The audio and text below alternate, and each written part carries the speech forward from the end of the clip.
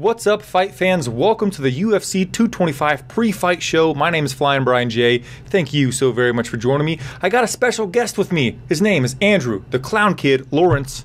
What's up, Andrew? Hey, what's happening, FBJ? Old FBJ. So we'll get into the fights in a second. We're going to grade each fight 1 to 5, the whole thing out of 5. I thought about getting a personal license plate today. I thought old FBJ would be cool, and then I thought, no, those are super stupid. Yeah, vanity license plates seem cool, but they're only cool to you. Only cool to you. Because the reason I thought of it is I was following somebody, and they had a vanity license plate, and I couldn't, like, make it out what it actually said. I'm like, well, they're stupid. And then I turned. Well, yeah, some people go a little bit too obtuse with it, and then you feel like you're, you feel like you're solving a verbal Rubik's Cube on a license plate, and then you realize that you're about to rear end them, and you're like, holy shit, I should brake. Yep. It probably said douchebag, and I just couldn't, like, put it together. There's too many vowels were missing to, like, really understand what was going on. Right. Oh, hey, speaking of douchebag, the co-main event, Colby... I'm kidding. I'm kidding. Oh. The high-class segues that only Flyin Brian can provide. Oh, my goodness. So anyway, let's... viewers, if you're here, you can subscribe to the podcast version of this anywhere that you can find a podcast. I'll put a link down below later. I'll tweet it out later. Follow me on Twitter at FlyinBrianJ. Andrew at The Clown Kid. But, so Andrew, this entire fight card, 1 to 5, what's your pre-fight rating guess? Okay, full disclosure, I'm super biased. My guess is gonna be really... Usually I'm conservative, so that I try to beat it. This time I'm going way optimistic, and I'm going 4.8. Woo!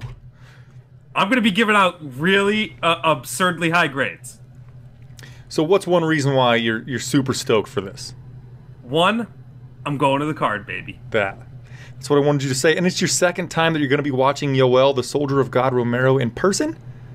Yeah, I feel like I have a spiritual connection with Yoel Romero. I think it goes beyond space and time. I think that our souls probably have, like, some deep connection. And, like, during rebirths, we've, like, been, maybe sometimes separated and afar from each other, but still had this, like, brotherly kinship. I swear if I met Yoel Romero, he would just look me in the eye, and then you just start talking Spanish, I would magically start understanding and speaking Spanish myself, and we would just start, having a ball, and we'd be besties right then. I love you, Andrew. I was there for that. Like, that was the time I saw Yoel Romero. When he flying knee KOs Chris Weidman, goose steps around the cage like the most frightening human being you've ever seen. He literally hops up the cage, doesn't run out into the crowd because it's like in New York. Who's he gonna run to? Or is in New Jersey?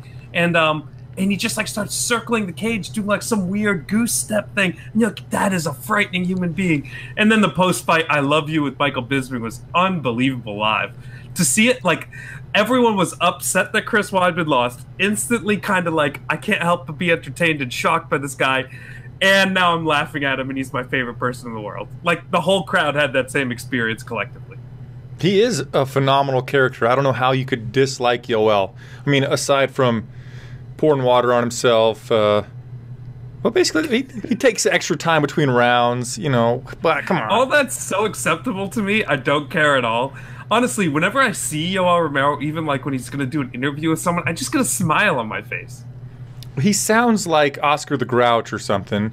He looks like a Greek god. He flying knee knockouts people in the blink of an eye. I don't know what there is not to... He's 41 years old. I don't know what's not to love. He does some of the most stupidly athletic things I've ever seen a human being do. It's insane. Anyway, so my pre-fight rating for the entire card guess, I was going to go low and curb my expectations, but with you getting me hyped here, I'll go as high as a 4.4. Ooh. I'm gonna tell you, Flyin, I'm throwing out 5s today, all like willy-nilly. People are gonna be pissed at me. Internet, prepared to be pissed because I'm giving everybody a 5. You want to tweet at me because you're mad about my rankings? I'm gonna give you a 5 too. A 5 right to the face slap. So, okay, main event. Yoel Romero is rematching the champion. 5. First of all, the first fight was really entertaining. I know that it went all the rounds, and usually when you think about a Yoel Romero fight, you think explosive finish, beautiful, like, but I found that fight captivating, interesting. There was emotional swings in it for me. There was back and forth momentum swings. It did seem in the later rounds that like Robert kind of had Yoel's number and was figuring out the puzzle that is the Soldier of God. But Yoel Romero comes from a very, very intelligent camp. He's surrounded by great coaches. We never mention this when we talk about Yoel Romero because I think he's such an athletic specimen that people they doubt his intelligence as a fighter or just dismiss it or just don't focus on it. But I think he's capable. His team's capable of making the adjustments to make this once again a very competitive fight. I think this will be another close one.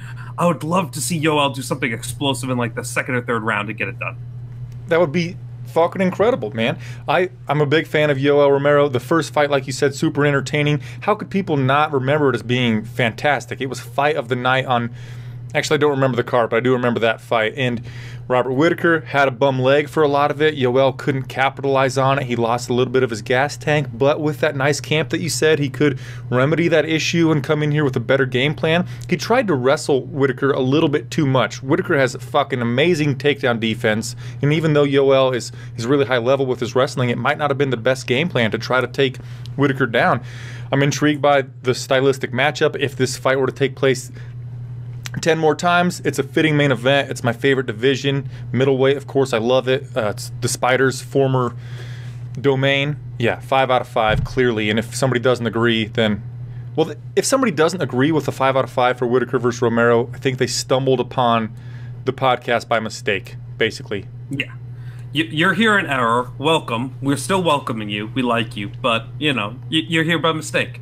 Also, I like Robert Whittaker. He's also an interesting, fascinating young champion. He has a captivating style. It's violent. It's vicious. Either way, no matter what kind of happens in this fight, I'm pretty sure that it's going to be entertaining no matter what. And either one winning, I'm not going to be very upset. Right. And if Yoel Romero wins here, one of my favorite fighters of all time, gets a belt. But if he does win, Whittaker, he's young enough, he'll come back and probably get the belt again, because Yoel's super old. So, and if Yoel doesn't win, Rob Amon here is saying that perhaps he could go to 205 pounds. I don't know. I don't care.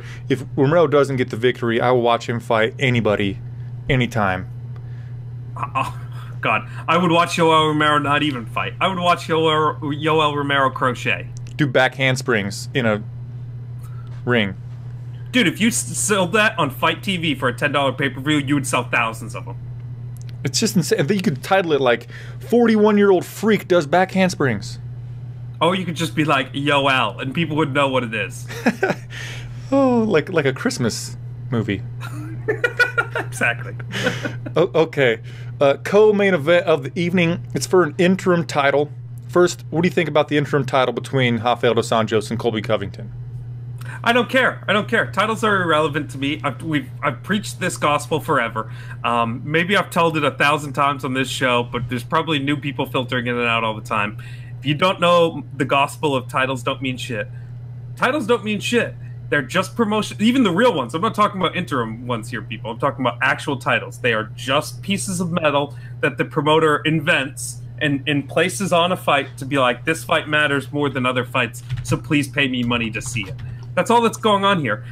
I say abolish all titles, main events and co-main events, or all fights. The winner should be awarded a trophy. The trophy should be grow in size later on in the card, so the main event gets the biggest trophy. I'm talking about like Alistair Overeem height trophy, for the main event. Even if it is a strawweight women's title fight, you still big-ass trophy. And that's how MMA should rock. And maybe not, mix it up too. Maybe it's not always trophies. Maybe like if we're in Chicago, maybe you get a deep dish pizza and a trophy. Maybe if, we're in Greece, you get like Greek laurels that are dipped in gold or something. Like, let's get creative, people. Like, why does MMA gotta be so like hoity-toity and belts and everything matters? What are the stakes of this fight? Fuck the stakes of this fight. Watching two people beat the shit out of each other. This should be fun. I agree with everything, and I don't care about the interim nature of it, but I do like that it will guarantee that Woodley has to fight somebody, basically. So it's been disappointing to like Tyron Woodley to me, got one of the worst raps in MMA. Like, fans turned on him really quickly, and I thought without really any cause. But then he's also taken that and kind of fueled the fire of it worse, and he's just had a very disappointing, not entertaining title run for someone who is really actually a super dynamic fighter and a super entertaining one at times. He used to be a knockout machine and was just like a straight devastator in his lead up to his career. And then the two Wonder Boy fights were kind of meh. Honestly, if the second one wasn't so bad, people would have forgot about the first one being a little lackluster too. Of course, the Maya fight was boring. So, like, I want to see Tyron Woodley excel. I want to see him do great things. He hasn't been a great champion. He hasn't really even been a memorable champion. It's entirely forgettable. So I'm excited to see him fight someone, and probably fight someone who he's going to have an exciting fight with. Yeah. Perhaps if he gets Covington again, he gets another specialist. And, well, not again, but if he gets Covington, he will have another specialist as well. All I'm saying, in that Covington's basically a wrestler. So the reason for Woodley's kind of boring fights, specialists, Wonder Boy, obviously, we thought perhaps that was Woodley's fault, but Wonder Boy had a rather lackluster fight. He's had a lot of lackluster fights. He's only exciting when he's tooling on people, basically. And Damian Maia, same way. He's only exciting when he's implementing his game. If Woodley gets Covington, it might be another snoozer. But anyway, so co-main event here, what rating are you giving Covington versus RDA? I'm being very generous with this fight and giving it a 4.5. This is really 4-point territory for me. It bumps up because I absolutely despise Colby Covington. He's caught me into his web of bullshit stupidity. And RDA has some sort of like weird, like beat up bully kid from the favela does well vibe to him that I've always dug. So I'd love to see RDA knock him out here. I'm thirsting for it. I'm dying for it. So give me 4.5 and give me RDA knocking Colby Covington out. I don't know how it's going to happen, but I just want it to be the case. I want it to be real. Is it you who taught me X-Pac heat? Yeah, I probably did. I was preaching the word of X-Pac heat to everybody. Dude, so yeah, I've been caught in the web of Colby Covington's X-Pac heat as well, but like I got it bad. I fucking do not like this guy, and so I'm going 5 out of 5. I want to see him get knocked out, but also, so I hate Colby Covington, but I'm a little bit thankful for him as well because I need emotional investment to really enjoy this sport, and he's given that to me. Listen, there's a reason why it's easy to be the villain. What I dislike about Colby Covington is he does it with zero subtlety. What I loved about what Chael Sonnen always did was it was always done with a wink and a nod. There was a little bit of nuance to it. Occasionally he turned off the heel and would be like extremely genuine and extremely honest, which like the juxtaposition, I'm not sure if I'm using that word correctly in this instance, but like the two of those things kind of counteracting each other and making a weird yin and yang combo was just kind of perfect.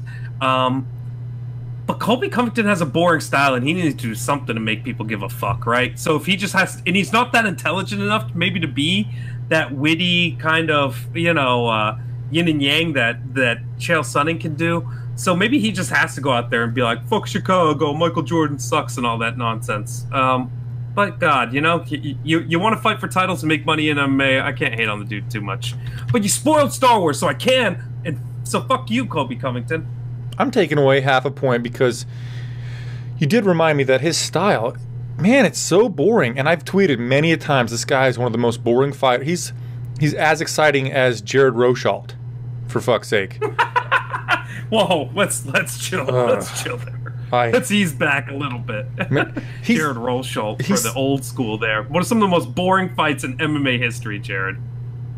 Yep, he really was. But so's Colby Covington. And then what makes it even worse is after he bump and grinds somebody for 15 minutes, he gets up and he's like, I'm the greatest in the world. I fucking kill everybody. Like, you hugged that man for 15 minutes.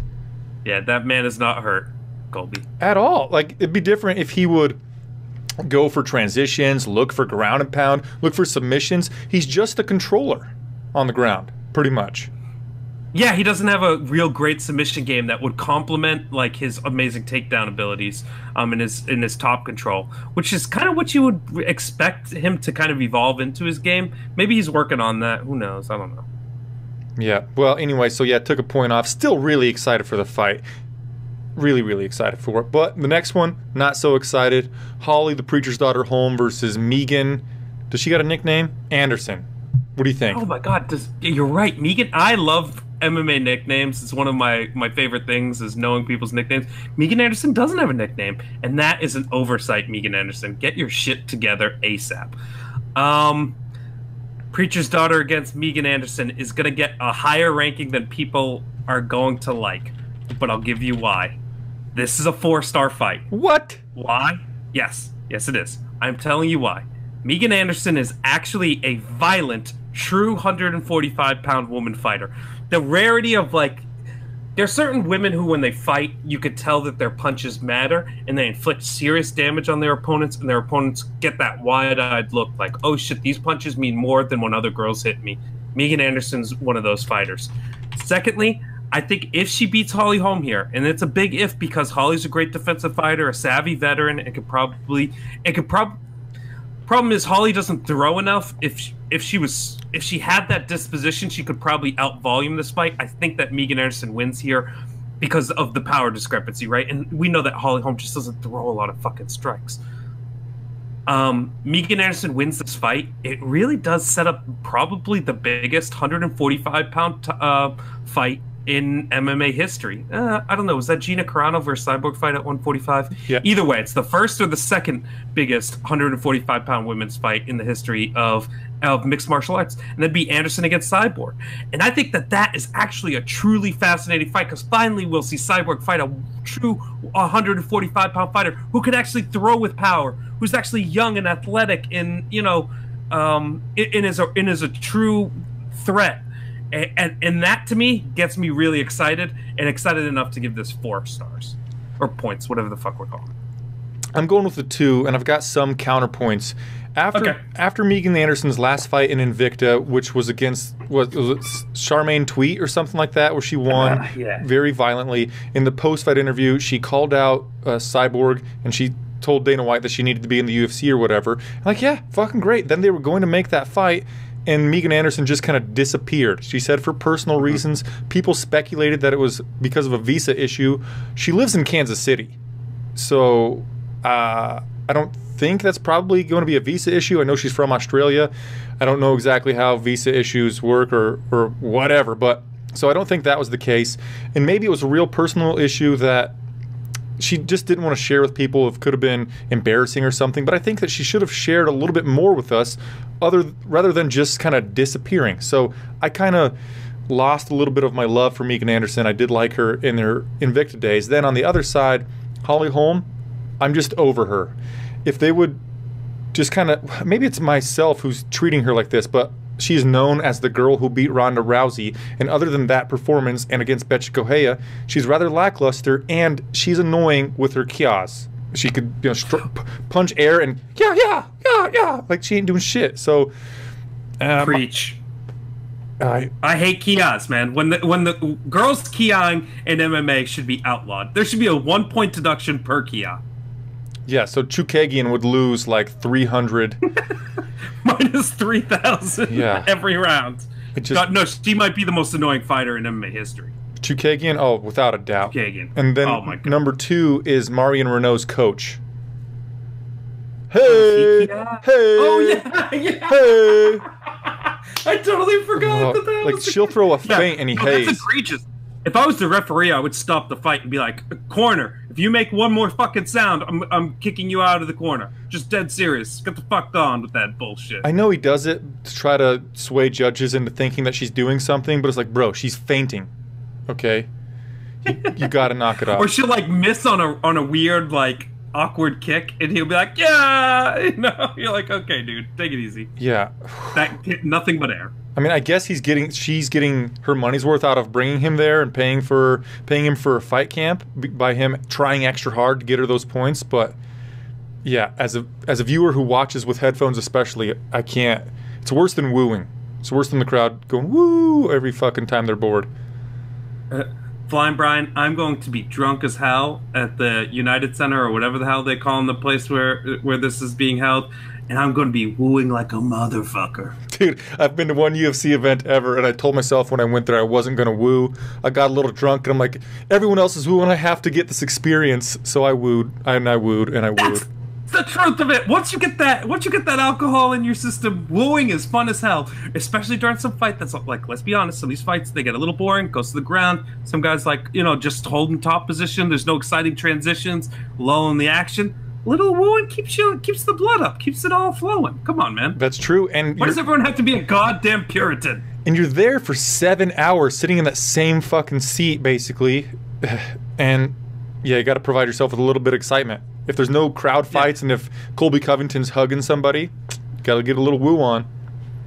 Yeah, and by the way, if people are attending who are watching this, come see me at UFC 225 in Chicago. Tweet me at the Clown Kid. Let me know where you're at. We'll meet up and chug a beer. Literally chug a beer, because I usually get like 3 or 4 people who hit me up, so I gotta like chug a bunch of beers. I like it a lot. I wish I could fly there. I wonder what the price for Southwest to get there just for the pre-fight would do.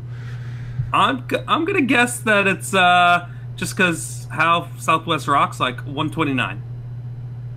I'm sure it cost me like $600 round trip. I'm being very optimistic, but yeah, Megan Anderson, Holly Holm 4. You're giving it a 2. I bet the audience is somewhere split between our middle as well. I bet there's a lot of people throwing 3s out there. Ryan J, who's watching us live, he's in agreement with me. He's over Holly Holm, basically, and they're not giving their grades, so we're just doing ours. Move down, Andrei Pitbull Arlovski versus Tuivasa. I don't think Tuivasa has a nickname either, does he? Anyway, he's minus 250. Comeback on Arlovski is 210.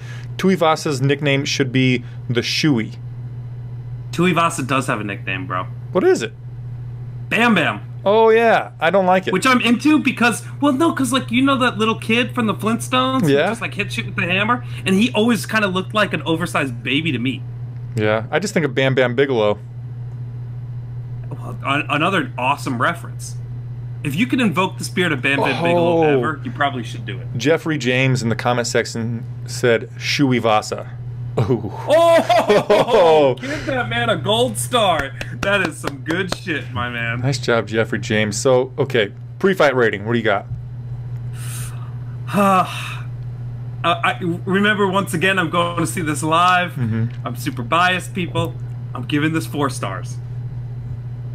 Yeah, Explanation why? Andrei Arlovski is a legend, and I know he's a broken legend. But just because your favorite toy breaks like a little wing, I had like a little X-wing fighter as a kid, a little Star Wars X-wing fighter. One of the little wings broke off because I'm a kid. I break shit. Still my favorite toy. Andrei Arlovski's still a legend. He's got to get my respect. I'm going to be really drunk by the time this fight starts, and I'll probably stand up and give him a military salute. And then do the goose thing? Oh, that'd be awesome. And then I'm going to cheer like a motherfucker when Bam Bam knocks him the hell out, because that's the only way that this is ending. yeah, pretty much, man. I'm going to go with... That's the life of an MMA fan, by the way. Like, you're like, look at this legend. I honor him and I love him so much. He is a testament to the sport. What a great man and an awesome, inspirational human being. Now let's watch this 22-year-old kid knock him the fuck unconscious, huh?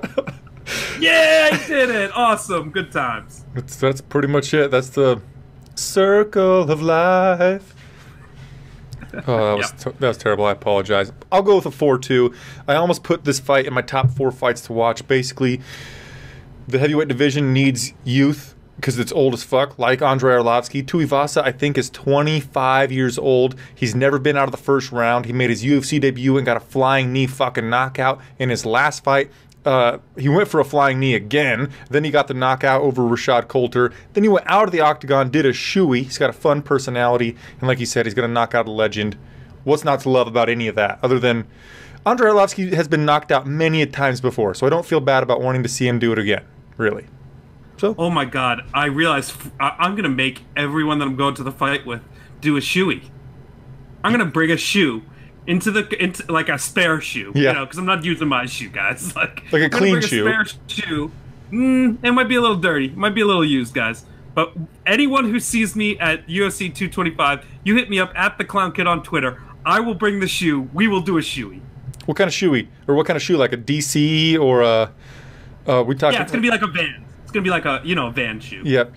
That's what I was picturing. Skateboard shoe. I figure it'll hold the liquid well. Yeah. There's not a lot of holes. Yeah, that's what I was thinking too. Yeah, like an athletic shoe, like a basketball sneaker. There's like 100 holes by the toe. It's gonna pour. I don't even understand how a shoey works. It's not like a very good substance to like hold liquid. What if you plug the holes on a chuck?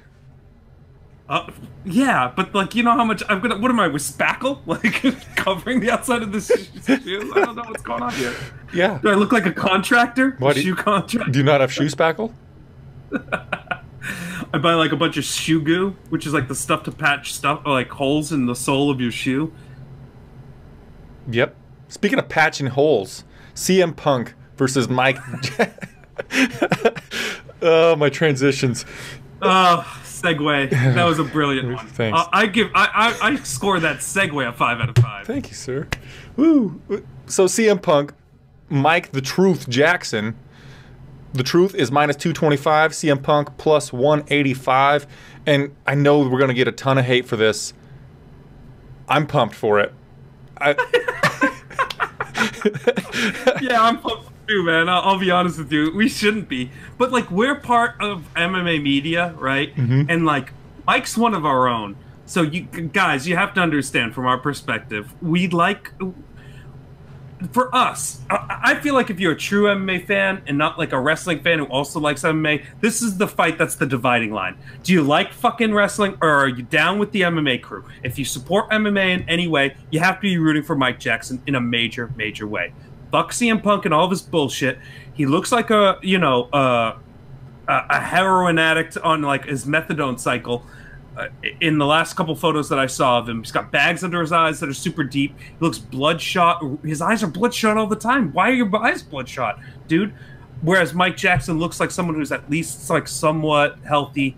Plus, Mike Jackson's, my boy, and everyone from the Middle Easy crew. We rounded up some money and put $500 on him to win.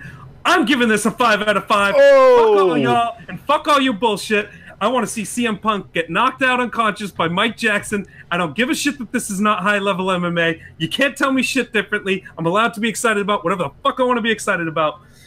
Take it away, Brian, before I get too upset. Well, I actually think that it'd be kind of neat if CM Punk won. I know that The Truth is our boy, and he's an MMA journalist, which is just insane that he's going to fight like one of the most well-known wrestlers of our generation, I guess. But like everyone just shits on CM Punk and just shits on him and shits on him and shits on him. And if I post something about CM Punk on my Twitter, there's at least 5 comments that say, "Oh, CM Punk, there's no way he should be on a UFC fight card, let alone on the pay-per-view portion." We all know why he's here. He could sell more pay-per-views than Yoel Romero, probably. So we know why he's here, and he's. I know he's only a plus 185 underdog, but it feels like because there's so much hate in the MMA community for this guy, he feels like a huge underdog. And it's this fight is an anomaly. It's not high-level stuff, but it's a freak show, and I'm cool with high-level contests like Yoel Romero versus Robert Whittaker, and I'm down with freak shows like rest in peace. Oh my God, Kimbo Slice. Kimbo Slice, yeah, like Kimbo Slice versus Ken Shamrock. I'm down for all that weirdness. But I'm only going to go with 3.5 for this. I'm taking 1.5 away because, yeah, this is a amateur fight, basically. But yeah, but you know what? Some of my greatest experiences in MMA have been going to a local gym, watching 2 amateur kids fight it out, and I'm going to have a dog in this fight, like I know Mike, so that part of it adds a lot of allure for me personally. I'm just making my scores. You don't have to agree with my scores, internet people. You don't have to live vicariously through my scores. Make your own scores. And I won't reveal like how we kind of know Mike, but if like we got a shout out if he wins. Oh, if we get the shout out when he wins, it'll be great. It'd be awesome, even though. Don't be telling too many things out of school, man. Come on, man. Alistair, the Reem, Overeem, Curtis, Razor, Blaydes. We have the Reem, who at one time was being talked about as possibly the greatest heavyweight of all time. He's got accolades. He's a K1 kickboxing Grand Prix champion. He's a Dream heavyweight champion, Strikeforce heavyweight champion. He's contended for the UFC title. He's got 38 finishes in his UFC career. KO or TKO. I think he's got 19 apiece. Knockout and submission. Which that right there is insanity. And then Curtis Razor Blaydes, up-and-comer, 27 years old, durable as all get out. He took punches from Francis Ngannou and then didn't want to quit when his eye was all fucked up. He took some huge punches from Mark Hunt. I'm going with the 4.2 for this one. Listen, yeah, I love watching heavyweight people fight. So, predisposition to score this well. Love Alistair Overeem. Absolutely adore the human. I really wish that they would just let Alistair juice insanely and get back to being the Ubereem, like down with USADA forever. And I like Curtis Blaydes. I think he has real talent in the heavyweight division. That's more precious than platinum. It's more precious than rare earths. It's more precious than diamonds. So, yeah, Curtis Blaydes against Alistair Overeem, that kind of gets me pumped a little bit. I'm not afraid to admit it, Brian. So I'm scoring this a 4.5. Jeffrey James in the comment section says that Overeem is going to get humped to death by Blaydes. And while very possible. Very, very possible. But Blaydes is a young guy that has that wrestling in his back pocket, and he's getting better with his striking. So down the road, when he gets better with his striking, he could be on the level of like Stipe Miocic. Stipe has a background in boxing, but he's also got good wrestling. In a division like this, you've got to have one solid base because they're not two well-rounded mixed martial artists, right? So his wrestling accompanied with that durability, if he could get some striking, some really good striking, he could be a future champion. And like I said earlier, we need youth in this old-ass division. This could be, and it could be, Alistair Overeem has a terrible chin. He's very, very chinny. We could see another youngster knock out an old guy. I'm not opposed to it. Here's why I actually don't think Blaydes will hump Alistair Overeem. Alistair's been playing a really crafty veteran game for his last couple fights. Now, granted, against Ngannou, that didn't happen for different reasons. But I could see Alistair fighting off the back foot, using his kicking game with long distance teep kicks, keeping the range really on the outside, not letting him get into range where he could feel comfortable taking a shot. Because Curtis Blaydes' wrestling game, while everyone's like, he's such a great wrestler, it's not a wrestling game that it's like, hit an explosive double leg from the outside, run through you. That's not going to work against Alistair. Alistair's way too good for that and way too crafty. Alistair's fought wrestlers. This isn't a guy who hasn't been around the block. He's fought everybody. And so I don't think that you could just look at Blaydes' wrestling credentials and be like, oh, Blaydes humps him out easy.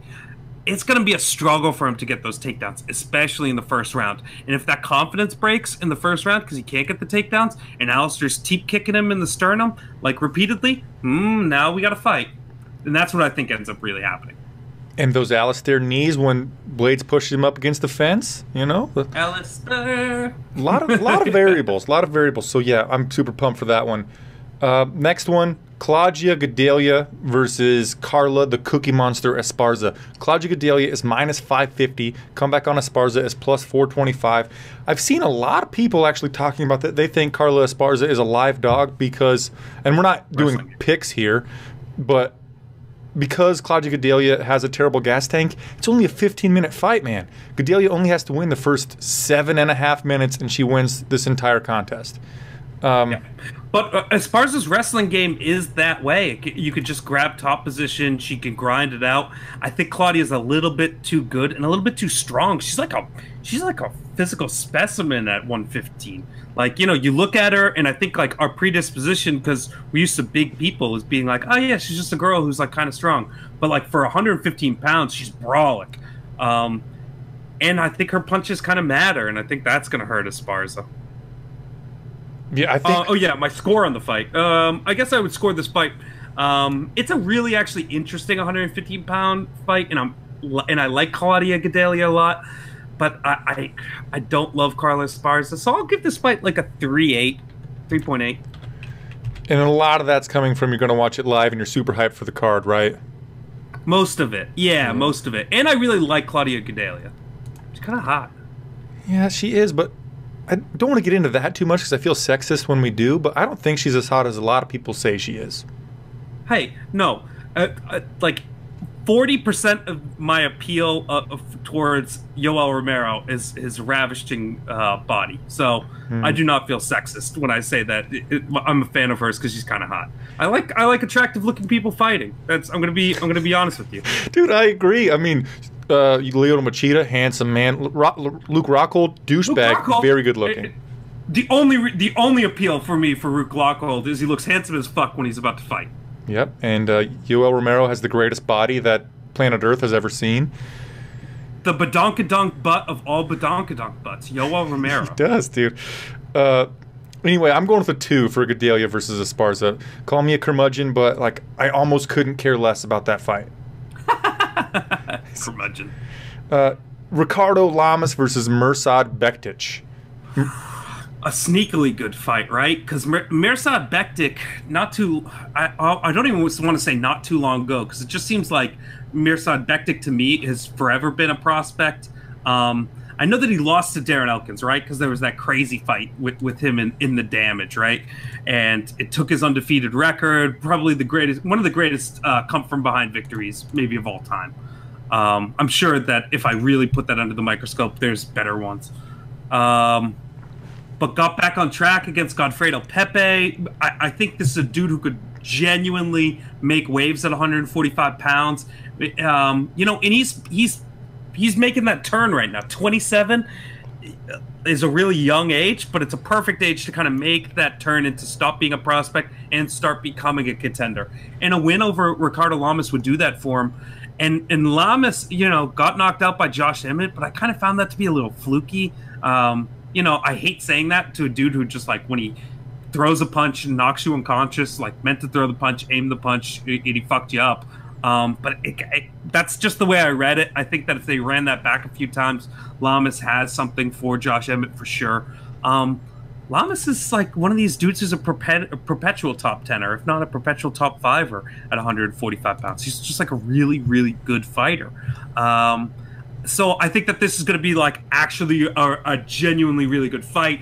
No weird freak show aspect for it. No need for silly hype. I think this is just going to be solid MMA. And for the middle of the card, that's what you need. You need some really just good fights. So I'll give this card. I'll give this 4 points. Take a wild guess at where Mirsad Bektić is from. Oh God, isn't he from like some Herzegovina, something weird like that? He's an immigrant from Bosnia, but where do you think he went to high school? Oh, did he go to high school with you? No, but in Nebraska. Oh, Nebraska strong. There you go, Mirsad Bektić. So you guys claim him even though he's like so he's Bosnian, not Herzegovian? What's the difference? Is Herzegovina a city? Who knows? We're not going to get into global politics. If there's somebody in this place that's worse at geography than me, I doubt there is one. So I have no idea. Geography's terrible. But he did wrestle at Lincoln West High School in Lincoln, Nebraska, the capital. And I'm going to claim him. I watched him fight in Kearney, Nebraska. And despite him being from here, there were some redneck fans in the crowd that were cheering against him because he had a Bosnian flag, and then like some racist fight broke out in the crowd. But I'm going to claim him. And he at one time was hyped as being the next George St. Pierre. He trains with George St. Pierre. He posted a picture on Instagram just the other day of him getting some work in with GSP. He trains under Firas Zahabi. So he had a mental lapse, I think, against Darren Elkins in that comeback fight, like he said, where he should have just kept his distance and fought on the feet, but he insisted on grappling with the really good grappler and scrappy dude in the Damage Elkins. I expect big things out of him, but he does have this wrestling base like Curtis Blaydes does, and Ricardo Lamas could ward that off enough to make us be able to see the improved stand-up striking skills from Bektić. Like you said, Ricardo's perennial top 5 guy. I want to see if Bektić can take that spot. Phenomenal stylistic matchup paired with this. I'm claiming this dude's from Nebraska. I'm going with a 4.5 for that fight. Moving on, Rashad Coulter versus Chris De La Rocha. Like, my predisposition to liking heavyweight fights withheld. What the fuck is this fight doing in MMA, in the UFC, on this card? This is like the the black sheep of the card for sure, right? Like, what are you doing here? Does Rashad Coulter still fight for the UFC? I guess he must, considering he's here right now. This ain't good. That's all I can really say. I don't think I've ever seen Rashad Coulter do something that I was interested in seeing again. I couldn't pick Chris De La Rocha out of a lineup of, if it was like just a bunch of people, I couldn't name who Chris De La Rocha is. Have they ever won a UFC fight? I don't believe so. And the craziest thing is, I think it's both of their third fights in the UFC, and still neither one of them have Wikipedias. Listen, they don't deserve them. Wikipedia, save your database. All those microbytes count. Yeah, both of them are 0-2 in the UFC, and De La Rocha lost via second-round TKO from Adam Milstead, who then Adam Milstead went to light heavyweight after that. So, okay, that sounds great. This is going to be such a fun card. Dude, this deserves a really bad score, but it's fat people fighting, so it's graded on a curve and gets 2 points. I'm going with a 1. You know how I said I almost couldn't care less about Cláudia Gadelha versus Carla Esparza? I actually don't care about this one at all. So, but my lowest grading is a 1, so we're going with that. Cláudia Gadelha. Yeah. People in the comments were talking some smack about my pronunciation of Cláudia Gadelha. Yeah, that's in honor of Mike Goldberg. Rest in peace, Mike. I know you're in Bellator, but you're dead to me. Oh, you know what? Hey, another guy from Nebraska. Anthony Lionheart Smith versus Sugar Rashad Evans. Anthony Smith, maybe some of the worst fighting IQ ever displayed in the UFC, but yet I still bet money on him because I think Rashad Evans is that shot.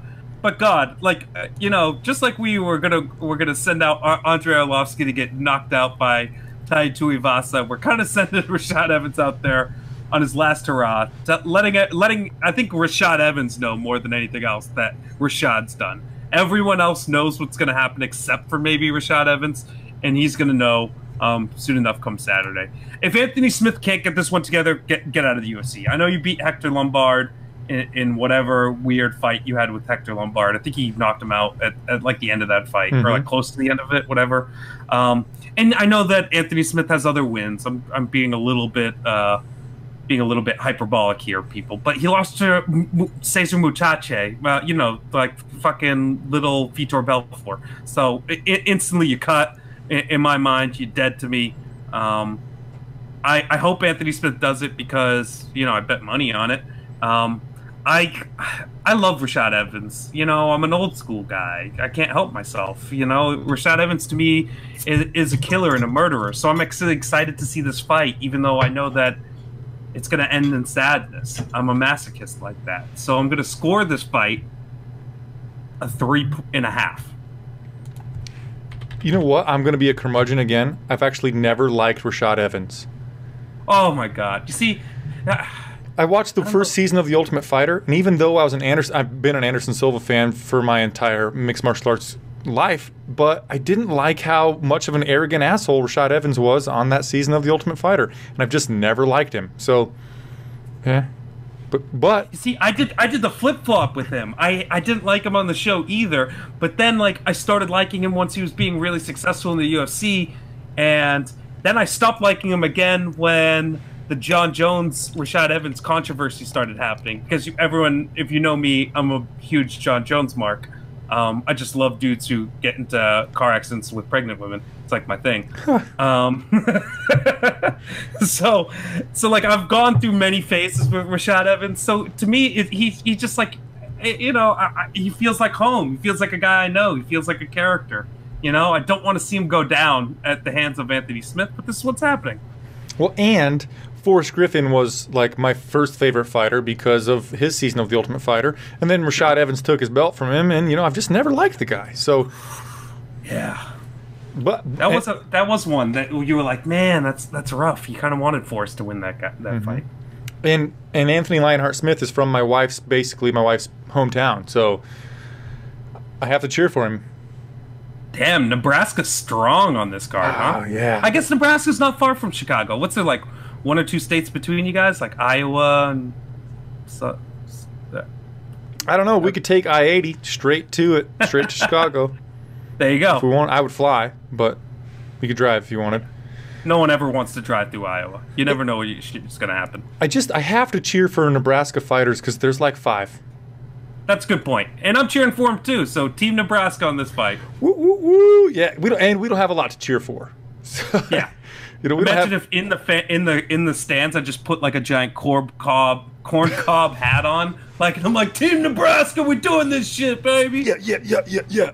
Oh, I think you should do that. I gotta find a corn cob hat now. Just cream corn on your chest, like. Just.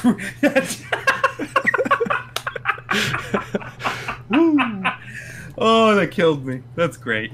Okay. Anyway, I'm giving that fight a 3, so I'm still lower than you, but that's because I'm not going to this event. Joseph Benavidez versus Sergio the Phenom Pettis is buried on the Fight Pass prelims, and people are upset about it. But I think it's for good reason. These guys have gone to the judges in their combined last 10 fucking fights. Sergio Pettis has never finished a fight in his UFC career, so that's one reason I think that it's on the Fight Pass prelims. Number 2 is the UFC is leaving Fox, so they're like, why would we give you our good shit when we're not going to dance next year? So fuck it, we'll put it on our own streaming service. Anyway, what's your grade? I'm really kind of hyped for this fight. I think it's a really interesting, where's Joe Ben at after all of this time off? Sergio, is he ever going to evolve and take it to the next level, or is he always going to be this weird middling fighter that floats around the bottom half of the top 10? Really excited for it. I like that it's early. It's going to encourage people to show up early, and it'll add good vibes to the fight card. So I'm going to give this a 4.25, 4.25.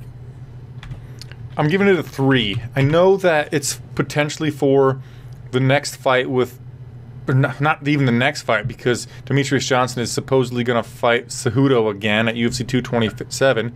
Yankety yank. Nobody cares about that. I think Joe Benavidez, he's the minus 255 favorite. He's going to win here, and then he's going to be clamoring, or at least making noise for another title shot that nobody wants to see.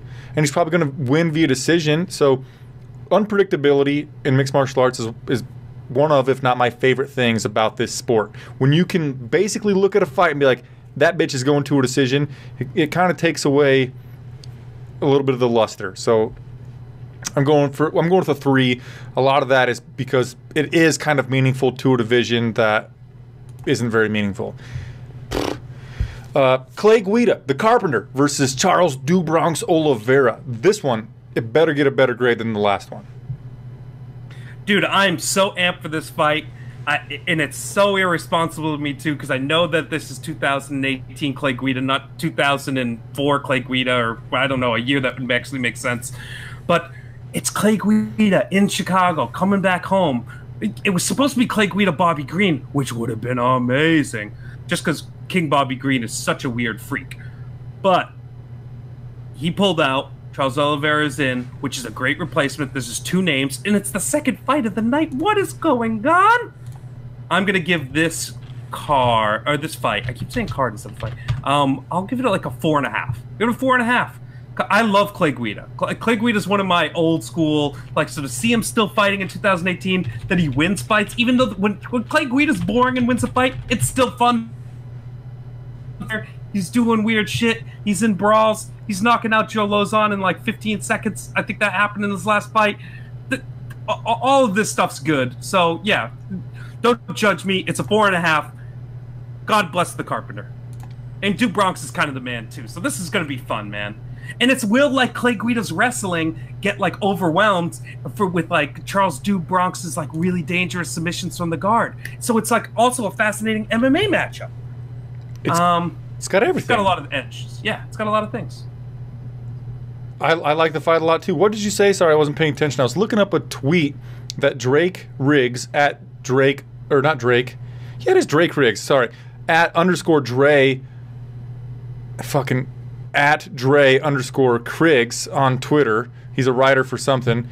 I'll look so I don't sound so disrespectful. He's a writer for Fansided and BJPenn.com. Anyway, he tweeted, but you would think that Uncle Creepy, Ian McCall, had the most pullouts in UFC history with 10 canceled bouts, But no, it is Bobby King Green with 12. Bobby Green has the most pullouts in UFC history. How crazy is that? Yeah, you can't expect dudes like Bobby Green to like show up to fights that they say they're going to fight at. That's like, that's taking the crab out of a crab soup. King Bobby Green has to be wild. He's King Bobby Green. King. Anyway, so Clay Guida, he's got that fast-paced wrestling style. He burps in his corner, which is super crazy. Charles Oliveira either is going to submit his opponent or get finished. I love finish. I said that fights are not fun when they're predictable because they could go to a decision. When you can basically predict a finish, that's when they're more exciting, actually. So I predict a finish, and if not, it's going to be... Go ahead.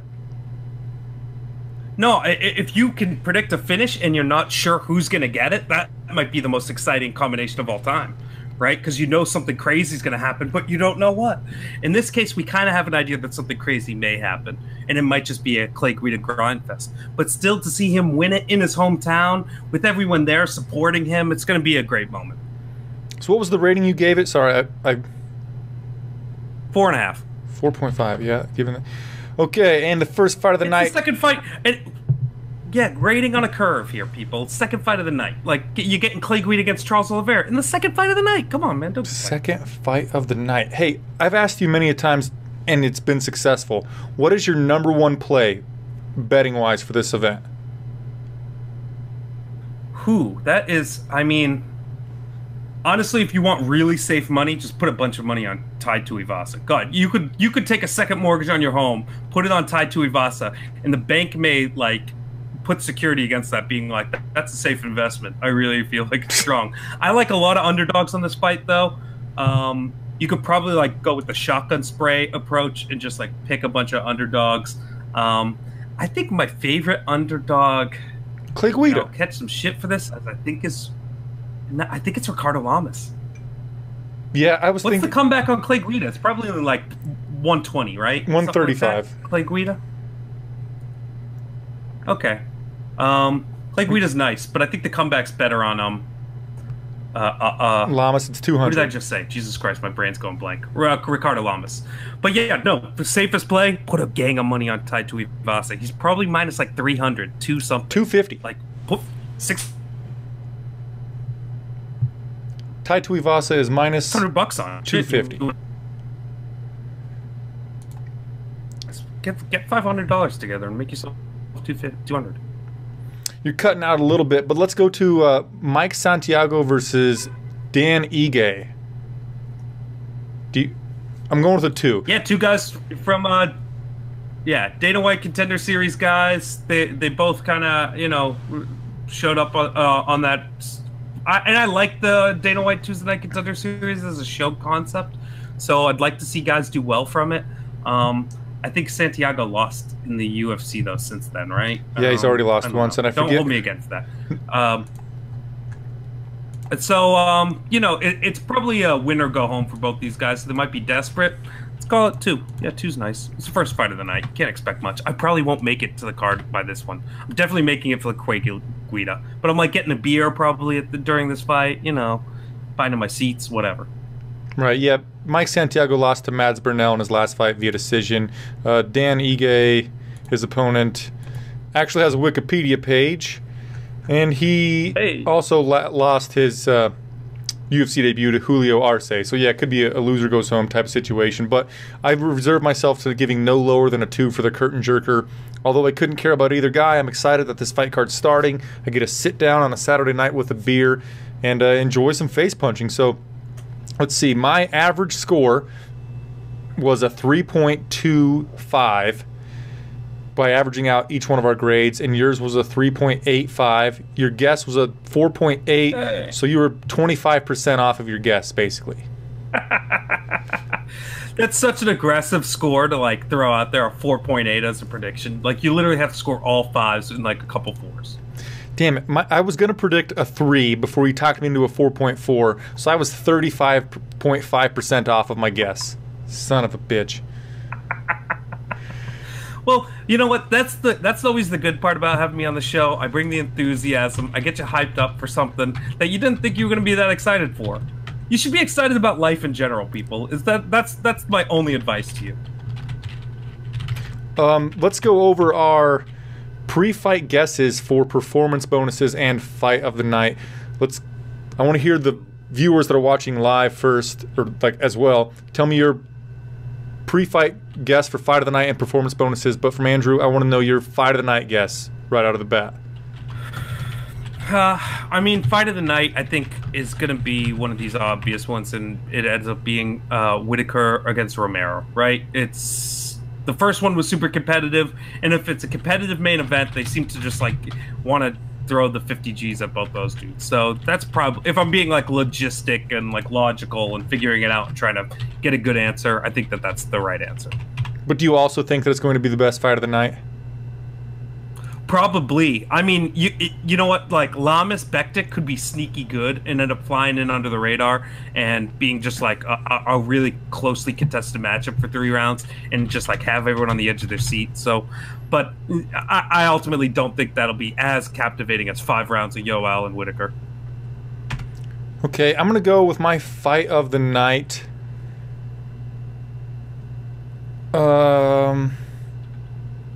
Yeah, I don't know. I'm torn.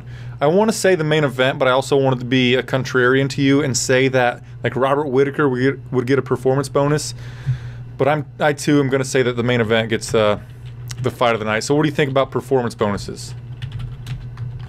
Yeah, I bet you that Tuivasa bounces Andrei Arlovski's head off the canvas, so they'll give him 50 Gs for that. And we'll probably see something similar. Maybe then Joe B gets it. Maybe Joe B catches Sergio. That probably won't happen. Nope.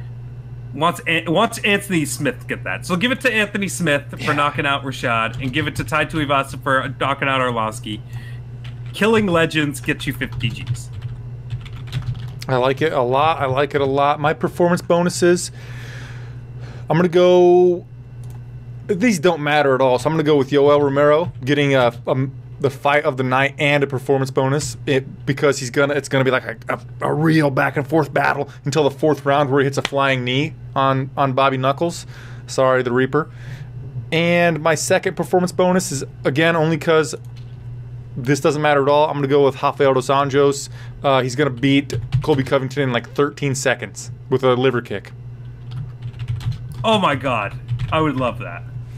I would literally pee myself in the stands if that happens. That would be the best thing of the night. I thought about... They zoom in on me and it's just my crotch all wet. I spilled my beer. I'll spill my beer as the camera's zooming in on me to like cover. Oh, that'd be as good as Nate Diaz lighting a joint or pretending to light a joint on TV. Yeah. You clearly see that it's piss. Everyone's reacting badly to it, and I'm like, no. Yeah. Oh, that'd be so good. I'm doing a live, like, play-by-play chat thing on the Mania YouTube channel during the main card portion of this, and I thought about just, like, reading stories to the viewers while Rafael dos Anjos versus Colby Covington was fighting, so I would not give X-Pac Heat any fucking press. Mm-hmm. Yeah, but I'm actually going to do the play-by-play. Well, considered like, you know, somewhat related. Maybe like if someone was dumb enough to write a Rafael dos Anjos biography, you could read that. Or if Covington is being so boring, it'd basically be the same thing, like a nursery rhyme or a bedtime story. If he secures top position in the 1st round, I want you to take out The Old Man in the Sea by Ernest Hemingway and just start reading it. It'll be your Andy Kaufman moment. Yeah, I'm going to do that. I'm going to buy that on Amazon right now. It's a cheap one, don't worry. It's one of Hemingway's shorter. Oh, good. You know, I don't like to read. I don't like watching people getting punched in the face. Fuck reading. It's for losers. Yeah, pretty much. So anyway, I think that's the show. Andrew, what have you been putting out lately that the guys should check out? You can always check out MiddleEasy.com and see whatever weird shit I'm up to over there. Shout out to the whole Middle Easy crew. They've been doing a great job while I've been kind of slacking and lackadaisical and traveling all around these great United States of America. So thanks for covering me, guys. You can also always find me on Twitter at The Clown Kid, and follow Middle Easy and me on Twitter at The Clown Kid and at Middle Easy. Peace, people. Thanks so much for joining me, Andrew. You can follow me on Twitter at FlyingBrianJ. I will be putting this show in a podcast feed on iTunes, SoundCloud, Stitcher, anywhere that you can find podcast feed. You can probably find this show, but it's going to be the Flyin' Brian show where you'll find it, because for some reason MMA Mania isn't renewing their subscription to SoundCloud, so we can get the podcast back up there. Wasn't doing that well, I guess, so I'll just provide it to you on my own. Thanks again for joining us, you guys. If you want to talk to me about the fights, at FlyingBrianJ on Twitter, at Flyin' Brian Show on Facebook, and I'll see you guys on Saturday night during the fights. Namaste.